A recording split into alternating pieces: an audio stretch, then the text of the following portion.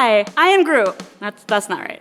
I'm Andrea, and this is Making Dollars and Cents at the box office. To absolutely no one's surprise, Guardians of the Galaxy took the top spot this past weekend, and not only did it take the top spot, it completely dominated the box office, accounting for 79% of the total gross from all the top 10 movies. The film made over $146.5 million domestically, beating out its predecessor's $94.3 million by 64%. On top of that, internationally, the film has made $123.8 million in only 13 days, bringing its global cume to $427.6 million.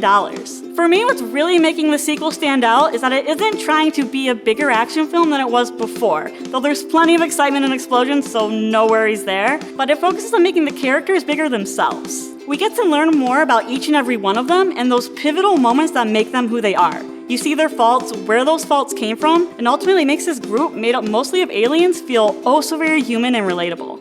It's no secret that people love a high-action superhero movie, but just as well, people are social creatures that just want to make relationships, and having characters they can connect with on that level is only going to make your story stronger. Guardians 2 does this so well, and I'm excited to see how it does in the following weeks because this is an excellent start to the summer blockbuster season. Moving on to next week, we have a few newcomers, the first being a bit of a throwback with King Arthur, Legend of the Sword. After Arthur's father has murdered his uncle, played by Jude Law, takes the crown, and it's only after Arthur pulls the sword from the stone that he finds out who he truly is. We've seen this story before, but with the skillful hands of Guy Ritchie directing it, this could end up being a legendary retelling. Next, we have Snatch, which stars Goldie Hawn and Amy Schumer, who play mother and daughter who take a getaway trip to South Africa, and then have to work together to escape the jungle after they are kidnapped. Goldie Hawn and Amy Schumer are both big names with devoted followings, so we'll see if they can make it out of the jungle and to the top of the box office, but I doubt it will be taking the top spot from Guardians. The last new movie cruising into theaters is Lowriders. It's the story of Danny, who tries to find out who he is amongst his father's love for lowrider car culture, fixing up cars, and using street art as his own way to find self-expression. This looks like it's going to be one of the more serious films out at the moment, so if you're not in the mood for explosions and spaceships, this is going to be your ride.